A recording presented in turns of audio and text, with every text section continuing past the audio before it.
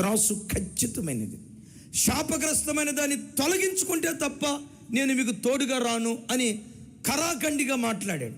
ఇంత కరాఖండిగా మాట్లాడినా చూడండి, ఆకాను కఠిన హృదయంతో ఉన్నాడు. నిజమే, తప్పు చేసేవాడి హృదయం ఎప్పుడు కఠినంగానే ఉంటుంది.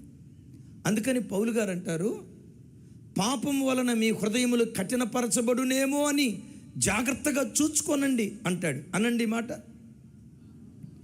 పాపము వలన మీ హృదయములు అనండి. అంటే పాపం హృదయాన్ని ఏం చేస్తుంది? పాపం హృదయాన్ని ఎలా కఠినం చేస్తుందో చెప్తాను. హైదరాబాద్ నుంచి వైజాగ్ ట్రైన్ వస్తూ ఉంది. సరిగ్గా వరంగల్లో ఏం జరిగిందో తెలీదు. 12 సంవత్సరాల ఒక యవ్వనమ్మాయి గొంతు ఎవరో కోసి వెస్టర్న్ ల్యాబరేటరీ మీద, ఆ ట్రైన్ బోగీలో వెస్టర్న్ ల్యాబరేటరీ మీద ఆ అమ్మాయిని కూర్చోబెట్టారు, చంపేశారు. 12 సంవత్సరాల బిడ్డ. అది పేపర్లో నేను చూసా. అరే, ఈ చిన్న బిడ్డను చంపింది ఎవరు? రోజు ఆ వార్త చదువుతూ ఉన్నాను. 15 రోజుల తర్వాత వచ్చిన వార్త ఏంటో తెలుసా?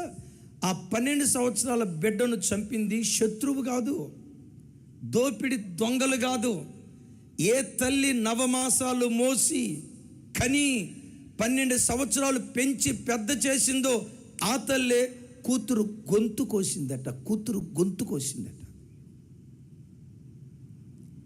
ఎవరు సార్ కూతురు గొంతు కోసింది? నవమాసాలు ఏ తల్లి కన్ను మోసిందో, పురిటి నొప్పులతో ఏ తల్లి కన్నదో, 12 సంవత్సరాలు ఏ తల్లి తన చేతులతో స్నానం చేయించి గోరుముద్దలు తినిపించిందో, గోరుముద్దలు తినిపించిన చేతులతోనే కూతురు గొంతు కోసింది. ఎందుకు గొంతు కోసింది? ఆ కింద ఆర్టికల్లో రాస్తాడు, ఈ తల్లి ఎవరితోనో అక్రమ సంబంధంలో పడ్డదట. వాడు అన్నాడట, నిన్ను నాదానిగా చేసుకోవాలంటే నీకు నాకు మధ్యలో ఉన్న నీ కూతురును తొలగిస్తే నిన్ను నాదానిగా చేసుకుంటానన్నాడట. 45 సంవత్సరాల తల్లి తన కామవాంఛ తీర్చుకోవటానికి కడుపును పుట్టిన బిడ్డను 12 సంవత్సరాల బిడ్డ గొంతు కోసి చంపింది. ఎందుకు చంపిందో తెలుసా?